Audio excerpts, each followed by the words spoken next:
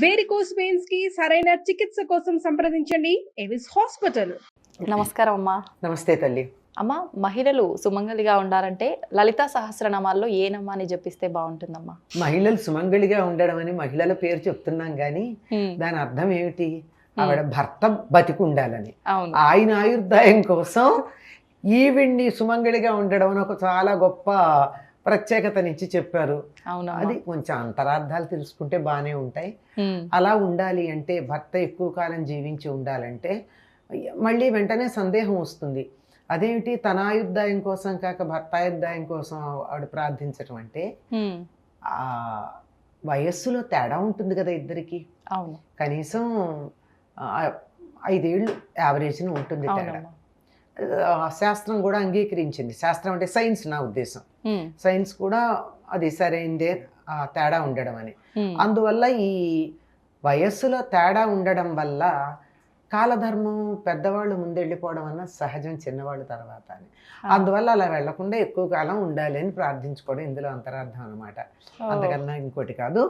అలా ఉండాలి అంటే ముందు మంత్రాల దగ్గరికి తర్వాత పెడదాం కానీ, ఇంట్లో ఆరోగ్యకరమైనటువంటి అలవాట్లు ఉంటే వాళ్ళకి కూడా శారీరకంగా మానసికంగా ఆరోగ్యంగా ఉంటే ఆయుర్దాయం బాగా ఉంటుంది. అయితే కొన్ని మంత్రం కూడా దానికి సహకరిస్తుంది, అందులో అనుమానం ఏమీ లేదు. అంటే ఇది రాకపోయినా అది చెయ్యొచ్చని నా ఉద్దేశం. అలా గనక కావాలి అనుకున్నట్టయితే అమ్మవారిని మనం సర్వమంగళ మాంగళ్యే శివే సర్వార్థ సాధికే శరణ్యే త్రయంబకే గౌరీ నారాయణి నమోస్తుతి అని చెప్పి ప్రార్థిస్తూ ఉంటాం. సర్వ మంగళాలని ఇచ్చేటటువంటిదని. ఆవిడ కూడా మంగళ గౌరిగా మనం ఆవిడని భావిస్తూ ఉంటాం. వివాహ సమయంలో కూడా ఆవిడనే పూజించటం ఉంటుంది, ఎందుకంటే 5వ అధికంగా ఇచ్చేటటువంటి తల్లి అని.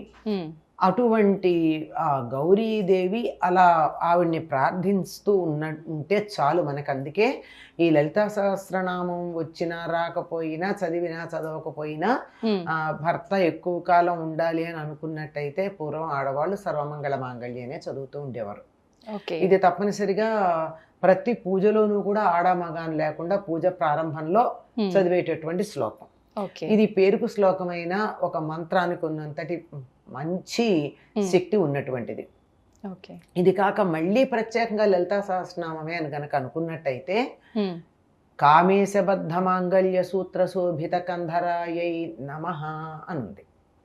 కామేశ్వరుని చేత కామేశబద్ధ కట్టబడినటువంటి సూత్ర శోభిత మంగళసూత్రము. సూత్రం అంటే అక్కడ తాడు అంటే మనం మంగళసూత్రం. శోభిత ఆ తాడుతో బాగా చక్కగా కంధరాయ నమః కంఠం కలిగినటువంటిది. కామేశబద్ధ మాంగళ్య సూత్ర శోభిత కంధర అని, కామేశ్వరుని చేత కట్టబడినటువంటి సూత్రముతో అందగించినటువంటి కంఠము కలది అని అర్థం. అంటే మంగళసూత్రం ఎక్కడ ఉండాలమ్మా? ఇక్కడ ఉండాలి. ఎవరికి ఇప్పుడు ఇక్కడ ఉంటుంది మంగళసూత్రం? ఉండదమ్మా. మంగళసూత్రం బిళ్ళలు ఇక్కడ ఉంటున్నాయి, ఇంకా కిందకి కూడా ఉంటున్నాయి, అది లేకుండా కూడా ఉంటున్నాయి కదా. అవునమ్మా. ఎక్కడో లోపల భద్రంగా కూడా ఉంటున్నాయి. అంటే భర్త చల్లగా ఉండాలని లోపల కూడా భద్రంగా పెడుతున్నారు.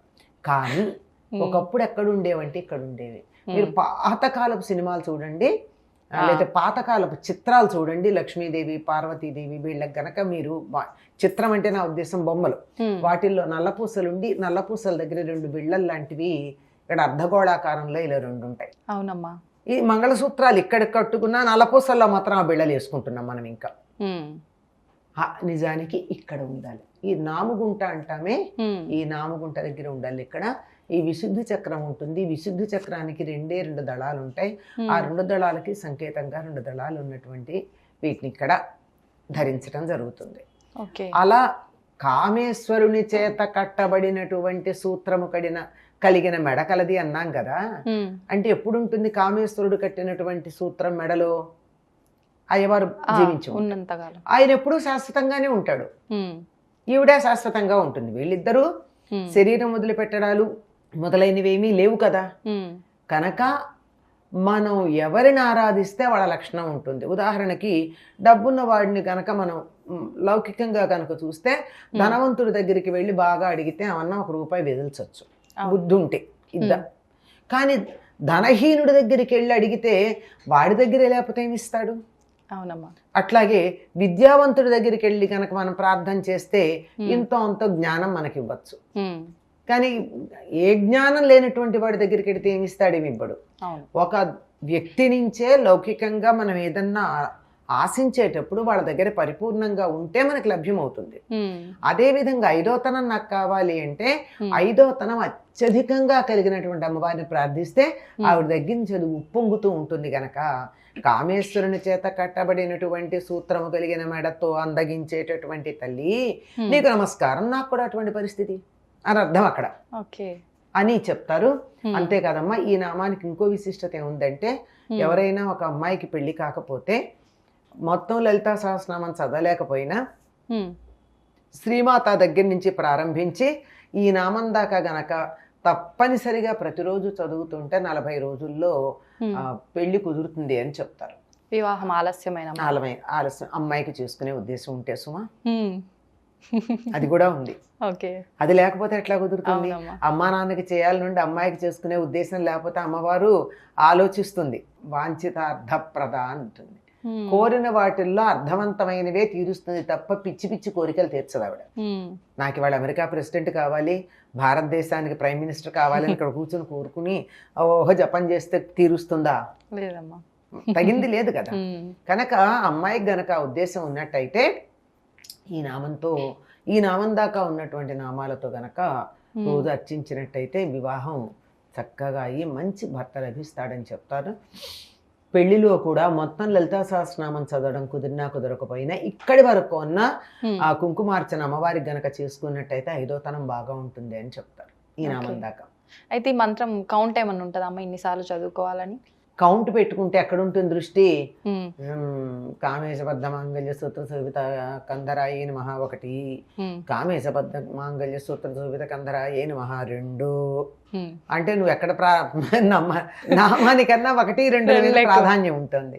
కనుక ఈ కౌంట్ గురించి ఏదో చెప్తారు కానీ అది ప్రధానం అని చెప్పడానికి లేదమ్మా. ఏం ఆలో చేతిలో పుచ్చుకుని చేస్తే చెయ్యాలి తప్ప జపానికి పెద్దగా దృష్టి అటు ఇటు మళ్ళకుండా ఉండడానికి మాత్రమే చేతిలో ఒక జపమాల తప్ప కౌంట్ కోసం కాదమ్మా.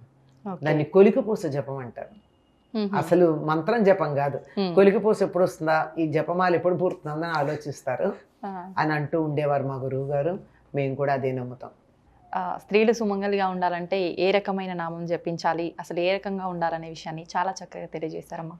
ధన్యవాదాలు. మంచిదమ్మా.